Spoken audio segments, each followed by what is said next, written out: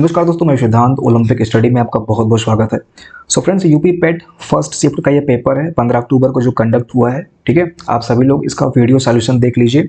इसका जो पीडीएफ है ये मैं टेलीग्राम पर पोस्ट करने वाला हूं, तो सभी लोग टेलीग्राम पर भी जाके ज्वाइन कर लो और इसका पीडीएफ सॉल्यूशन प्राप्त कर सकते हो, क्वेश्चन पेपर भी प्राप्त कर सकते हो। ठीक है, सो बिना किसी देरी के आज का सेशन स्टार्ट करते हैं। आगे बढ़ने से पहले मैं आपको बता दूं कि जो लोग चैनल पर नए हो सभी लोग चैनल से जुड़ जाना, क्योंकि आने वाले टाइम में हम पहले आपको अपडेट प्रोवाइड कराएंगे। जो आगामी पेट के एग्जाम्स हैं उनका जो सॉल्यूशन है वो आपको पहले इसी चैनल पर मिलेगा।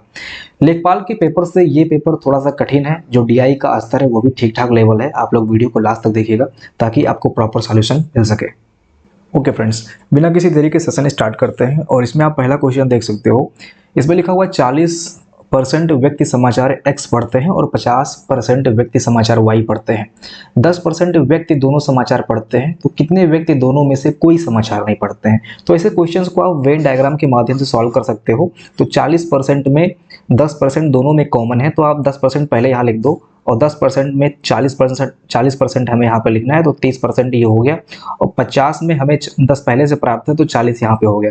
टोटल आप देखेंगे तो 40, 30, 70 और 10, 80, यानी कि 20% लोग बच रहे हैं। तो ये मेरी देखिए गलती है कि फिर से मैं यहाँ पे एक्सप्लेन कर रहा हूँ, आप लोगों को सॉल्यूशन बता रहा हूँ। तो मेरा पर्पज ये नहीं कि मैं यहाँ पे सॉल्यूशन बताऊंगा, मेरा उद्देश्य ये है कि फटाफट आपको क्वेश्चंस आपके सामने रखना। तो यहाँ पे जो राइट आंसर होगा ये 20% होगा। नेक्स्ट क्वेश्चन है, 5 परिणामों का औसत 46 है, पहले 4 परिणामों का 45 है, पांचवा परिणाम क्या होगा? पहले 5 अंकों का जो पहले 4 अंक जो है 45 है, तो पांचवा अंक क्या होगा ये पूछ रहा है। तो पांचवा अंक दोस्तों यहाँ पर आपका 50 होगा।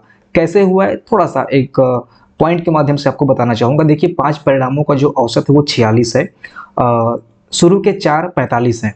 तो शुरू के 4 अगर 45 है और होने कितने चाहिए थे? 46 होने चाहिए थे, यानी कि शुरू के एक एक करके 4 गायब कर दिए गए हैं और वही 4 दोस्तों 46 के बाद में आप यहाँ पे ऐड करोगे तो 46 4 50 होता है। तो आपका राइट आंसर 50 होगा यहाँ पे। ठीक है, नेक्स्ट क्वेश्चन है, तीसरा क्वेश्चन आप देख सकते हो। जो इजी क्वेश्चन है उसको मैं थोड़ा सा एक्सप्लेन करते चल रहा हूँ, आप लोग देखते रहना। यहाँ पे लिखा हुआ है 29.8114 जो भी है, और यहाँ पे लिखा हुआ है 77.44। इसका वर्गमूल निकालने के लिए बोल रहा है। तो यहाँ पे देखेंगे तो ये 25 के करीब है, तो यहाँ पे 5 पॉइंट समथिंग होने वाला है। ठीक है, जब आप पेयर बनाओगे 2 का तो इस तरह से निकल के सामने आएगा। और यहाँ पे आप जाएंगे तो ये 8 28 64 होता है और 9 9 81, यानी कि ये 8 दशमलव कुछ रहने वाला है। ठीक है, तो इस तरह से आप गेस कर सकते हो। यहाँ पे 8 5 13 यानी कि 14, यहाँ पे कुछ कैरी वगैरह लगा होगा तो 14 दशमलव कुछ आपका यहाँ पे राइट आंसर होगा। ये मैंने गेस किया है, ठीक है, आपको सॉल्व करना है एग्जाम टाइम में। तो यहाँ पे आपका राइट आंसर होगा 14.26। नेक्स्ट क्वेश्चन है, पादप कोशिका भित्ति निम्न में से किसकी बनी होती है? तो आपका राइट आंसर होगा सेलुलोज की बनी होती है। अगला क्वेश्चन है सिंप्लीफिकेशन का है, इसको आपको सॉल्व करना है। यहाँ पे राइट आंसर बी होगा 30। ये भी आपको सॉल्व करना है। 100 यहाँ पे आपका राइट आंसर होगा। एक्सप्लेन नहीं करूंगा, बहुत टाइम लग गया। किस विकल्प में सही विलोम युग्म है? तो यहाँ पे नूतन का पुरातन ये सही है। ख्याली पुलाव पकाना मुहावरे का अर्थ है, यानी कि असंभव बातों की कल्पना करना। नेक्स्ट है महर्षि शब्द का सही संधि विच्छेद बताइए। तो यहाँ पे महाधन ऋषि ये आपका सही संधि विच्छेद है। एक चीज मैं और कहना चाहूंगा, ये मेरा पर्सनल सॉल्यूशन नहीं है। ठीक है, यहाँ से मैंने सॉल्यूशन किसी और चैनल से लिया है, तो ये मेरा पर्सनल सॉल्यूशन नहीं है। अगर इसमें कोई एरर होता है तो इसके लिए मैं जिम्मेदार नहीं हूँ। अभी क्या है कि मेरे पास इतना वक्त नहीं है कि मैं कंप्लीट सॉल्यूशन आपके सामने रख पाऊँ, तो इसलिए मैंने इसको कहीं से कॉपी किया है। तो थोड़ा सा आप एडजस्ट करना, ठीक है। फिर भी मैं उम्मीद करता हूँ कि जिस तरह से स्टार्टिंग में इन्होंने क्वेश्चन को सही कर रखा है, तो मुझे लग रहा है कि 5% हो सकता है कि कहीं क्वेश्चन आपको गलत देखने को मिल जाए, लेकिन 95% संभावना है कि सारे क्वेश्चन सही हैं। ठीक है, आगे बढ़ते हैं। अगला है महर्षि शब्द का सही संधि विच्छेद महाधन ऋषि, मैंने आपको जैसा कि बताया। अगला है किस विकल्प में शब्द युग्म का अर्थ भेद सही है? तो यहाँ पे आपका राइट आंसर होगा अवलंब अविलंब। इस तरह से आपका यहाँ पे डी आंसर सही होगा। नेक्स्ट है किस विकल्प में सभी शब्द परस्पर पर्यायवाची हैं? तो पार्वती, रुद्राणी एंड भवानी यहाँ पे सब पर्यायवाची हैं। नेक्स्ट है, आप देख सकते हैं एक कंप्रहेंशन दिया है इन्होंने, आपको कंप्लीट कंप्रहेंशन पढ़ना है इंग्लिश का। ठीक ठाक कंप्रहेंशन है, मॉडरेट लेवल पे कंप्रहेंशन है, और यहाँ से कुछ क्वेश्चन पूछे गए हैं। तो आप देख सकते हो यहाँ पे आपका पहले का जो आंसर होगा वो नो होगा, इसके बाद में दूसरे का आंसर फॉर बेटिंग होगा। इसके लिए आपको कंप्रहेंशन पढ़ना होगा। अगर आपने सॉल्व किया है तो इसको आप मैच कर सकते हो। नेक्स्ट क्वेश्चन रीजनिंग का है। एक महिला की ओर इशारा करते हुए नीलेश ने कहा, वह मेरी पत्नी के दादा की इकलौती संतान की इकलौती बेटी है। महिला नीलेश से किस प्रकार संबंधित है? तो यहाँ पर वो उसकी पत्नी होगी, ये आपका राइट आंसर होगा। ठीक है, अगला है असंगत अलग करें, तो इस तरह से आपको इसको सॉल्व करना है। रीजनिंग का क्वेश्चन, यहाँ पे आपका 100 राइट आंसर होगा। नेक्स्ट है कैलेंडर से, यहाँ पे इसका आंसर राइट आंसर होगा शुक्रवार। अगला है 17वां क्वेश्चन जो कि इंग्लिश से है, पार्शियल का आपको सिनोनिम्स बताना है, तो इनकम्प्लीट। ठीक है, चूज द करेक्ट एंटोनिम्स, यहाँ पे डिसअपॉइंट का एंटोनिम्स बताना है, तो सेटिस्फाइड। ठीक है, नेक्स्ट है give one word substitution for the practice of writing, editing and और कंप्लीट डिक्शनरीज, तो यहाँ पे आपका राइट आंसर होगा लेक्सिकोग्राफी। ठीक है, आगे बढ़ते हैं। अगला है यदि नॉर्मल को हमने RPNL BM के रूप में कोडेड किया है तो गैदर का कोड क्या होगा, तो यहाँ पे राइट आंसर होगा पहला वाला। अगला है ये इन्होंने कुछ सिलॉक्स दे रखे हैं, इसको आपको सॉल्व करना है। ठीक है, तो यहाँ पे राइट आंसर होगा डी, इनमें से कोई नहीं, तो इसको आप ध्यान रखिएगा। यहाँ पे आपका राइट आंसर होगा इनमें से कोई नहीं। अभी सॉल्व करने का समय है नहीं, क्योंकि निष्कर्ष इन्होंने काफी दे रखा है, तो पढ़ने में समय लग जाएगा। ठीक है, आगे बढ़ते हैं। अगला है अगस्त 2022 में भारत की पहली अंडर वाटर मेट्रो का उद्घाटन निम्न में से किस शहर में किया गया, तो कोलकाता में किया गया। अगला है निम्नलिखित में से किस देश के वैज्ञानिक ने पहला कृत्रिम भ्रूण तैयार किया है, तो यह है इजराइल। इजराइल ने कृत्रिम भ्रूण तैयार किया है। अगला है प्रधानमंत्री नरेंद्र मोदी ने निम्नलिखित में से किस राज्य में IIBX लॉन्च किया है, तो गुजरात में लॉन्च किया है। अगला है निम्नलिखित में से किस देश ने अगस्त 2022 में ताइवान के आसपास अपना अब तक का सबसे बड़ा सैन्य अभ्यास किया, तो चाइना ने। ठीक है, इसके बाद में है भारतीय सेना ने जुलाई 2022 में किस नाम का एक अखिल भारतीय उपग्रह संचार अभ्यास का आयोजन किया, तो स्काईलाइट। ठीक है, आपका राइट आंसर होगा स्काईलाइट। इसका PDF मैं आपको टेलीग्राम पे दे दूंगा, सभी लोग जुड़ जाना। अगला है भारत के किन दो शहरों के बीच आकाशा एयर की पहली उड़ान का उद्घाटन किया गया, तो मुंबई से अहमदाबाद के बीच में। अगला क्वेश्चन है आजादी का अमृत महोत्सव के तहत बढ़े चलो अभियान निम्नलिखित में से किस केंद्रीय मंत्रालय द्वारा शुरू किया गया, तो संस्कृति मंत्रालय द्वारा शुरू किया गया। नेक्स्ट क्वेश्चन, निम्नलिखित में से कौन भारत का पड़ोसी देश नहीं है, तो UAE पड़ोसी देश नहीं है, बाकी Maldives, China and Myanmar Bharat के पड़ोसी देश हैं। अगला क्वेश्चन है निम्नलिखित में से किस IIT ने भारतीय भाषा प्रौद्योगिकी को आगे बढ़ाने के लिए A14 भारत में नीलकड़ी केंद्र की शुरुआत की, तो IIT मद्रास ने की। ठीक है, नेक्स्ट है किस केंद्रीय मंत्री की अध्यक्षता में चंडीगढ़ में नशीली दवाओं की तस्करी और राष्ट्रीय सुरक्षा पर एक राष्ट्रीय सम्मेलन आयोजित किया गया था, तो अमित शाह के द्वारा किया गया था। अगला है कौन सा राज्य भारत में पहला हर घर जल प्रमाणित करने वाला राज्य बन गया, तो गोवा है, ध्यान रखिएगा। नेक्स्ट है अंतर्राष्ट्रीय जैव विविधता दिवस कब मनाया जाता है, तो 22 मई। अगला है आप यहाँ पे देख सकते हो माजुली द्वीप विश्व का सबसे बड़ा नदी द्वीप है जो कि ब्रह्मा नदी पर स्थित है, ये भी आपको पता होना चाहिए। निम्नलिखित में से हंगरी का राष्ट्रीय मुद्रा क्या है, हंगेरियन फॉरेन। ठीक है, स्वतंत्रता के बाद भारत के आधार पर भाषा के आधार पर बनने वाला भारत का पहला राज्य आंध्र प्रदेश। नेक्स्ट है लोकसभा में पद धारण करने की न्यूनतम आयु 25 वर्ष। ठीक है, अगला है UNFCCC का अर्थ क्या है, तो United Nations framework convention on climate change, ये आपका फुल आंसर होगा। ठीक है, नेक्स्ट है नौटंकी निम्नलिखित में से किस राज्य का लोक नृत्य है, तो ये उत्तर प्रदेश का है, यूपी का है। अंतर्राष्ट्रीय ओलंपिक समिति का मुख्यालय कहां पर है, तो स्विट्जरलैंड में है। ठीक है, निम्नलिखित में से किसने प्रसिद्ध पुस्तक पावर्स ऑफ द माइंड लिखा है, तो स्वामी विवेकानंद लिखा है। अगला है एक इन्होंने कंप्रहेंशन दे रखा है हिंदी का, इसको देख के आपको यहाँ पे राइट आंसर मार्क करना है। तो ठीक ठाक कंप्रहेंशन है, आपको पढ़ना पड़ेगा पूरा का पूरा, इसके बाद आप यहाँ पे कर पाएंगे। तो यहाँ पे देख लेते हैं 42वां का बी सही रहने वाला है, 43वां का ए सही रहने वाला है, 44वां का बी सही रहने वाला है, 45वां का ए एंड 46 का ए। ठीक है, आगे देखते हैं। अगेन एक कंप्रहेंशन है, इसको भी आपको पढ़ना है एंड देन आपको आंसर देना है। तो यहाँ पे आप देख सकते हो 47 का क्षणभंगुर सही होगा, 48 का सी सही रहने वाला है, 49 का ए एंड 50 का ए सही रहने वाला है। सत्य रूपी परमेश्वर की रत्न चिंतामणि को प्राप्त करने के लिए हम क्या क्या कर सकते हैं, तो यहाँ पे 51 का सी सही रहने वाला है। ठीक है, आगे बढ़ते हैं। इसके बाद में इन्होंने DI दे रखा है, DI के 20 क्वेश्चन होते हैं, आपको पता होगा। तो DI में आप देख सकते हो 52 से 57 के बीच में पहले DI इन्होंने दे रखी है जो कि टेबल DI है, और टेबल DI में इन्होंने एक्सपेंडिचर से संबंधित कुछ क्वेश्चंस ले रखे हैं यहाँ पे। आपको फिर इसको सही करना होगा, सॉल्व करना होगा। 52 का आपका राइट आंसर होगा 26.66 ए सही है यहाँ पे, 53 का 0.6 सही है, 54 का 68.33% सही है। ठीक है, इस तरह से आप इसको सॉल्व करेंगे एंड अपना आंसर फाइंड करेंगे, आपको इससे मैच करना है।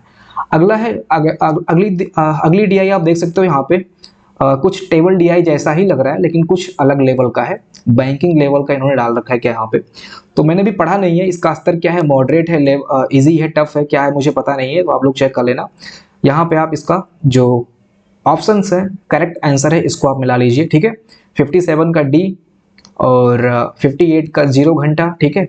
यहाँ पे आप चेक कर लेना, हो सकता है कि इनमें से कोई नहीं हो। एक क्वेश्चन में इनमें से कोई नहीं आंसर आ रहा है, बच्चे बता रहे थे, तो इस क्वेश्चन में इनमें से कोई नहीं एक क्वेश्चन में आंसर आ रहा था, तो उसको आप चेक कर लेना।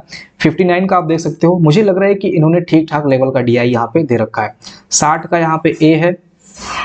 आपको वीडियो को पॉज करना है, जो भी आपका डाउट है उसको आपको चेक करना है, कौन सा आपका सही है कौन सा आपका गलत है, ठीक है। 61 का D है, ठीक है। आगे बढ़े, अगली DI आप देख सकते हो, यहाँ पे अगेन परसेंटेज पे बेस्ड कुछ क्वेश्चंस इन्होंने दे रखे हैं।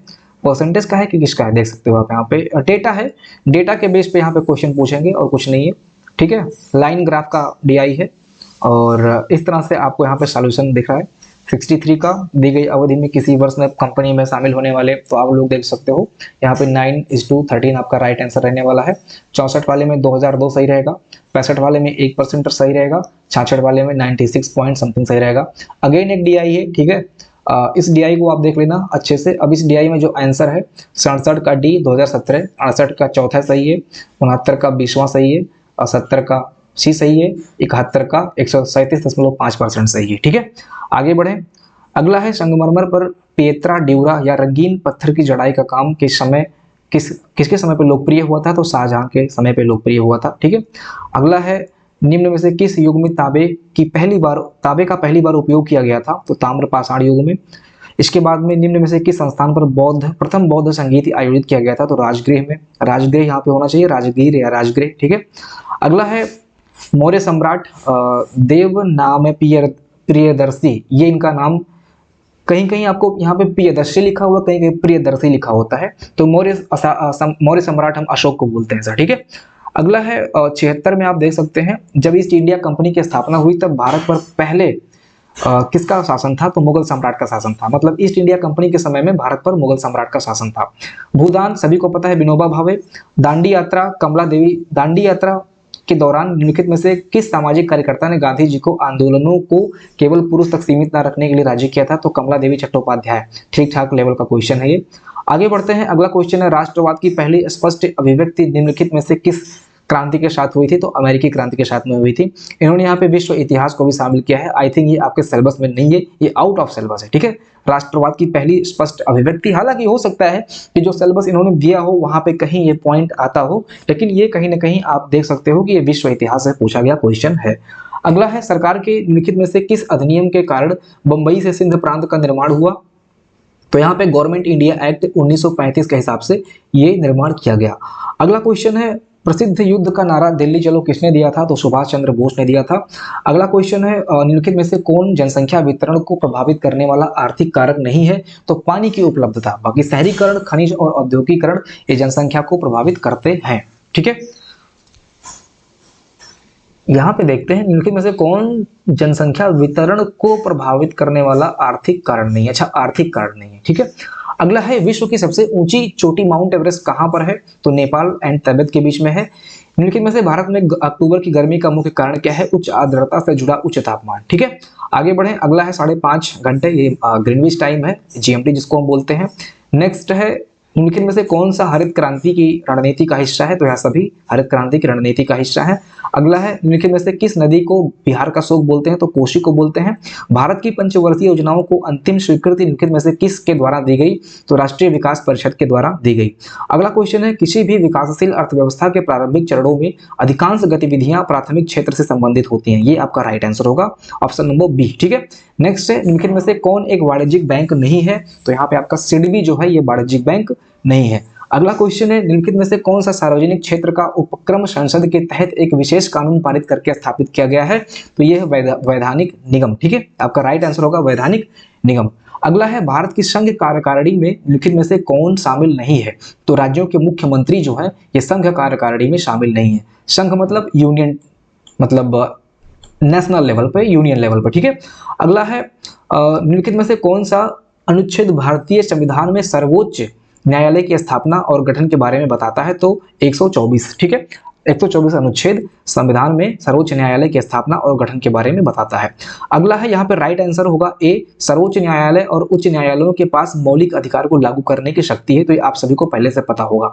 अगला है 95 क्वेश्चन, भारत में राष्ट्रीय मानवाधिकार आयोग निम्नलिखित में से किस मंत्रालय के अधीन है, तो ये गृह मंत्रालय के अधीन है।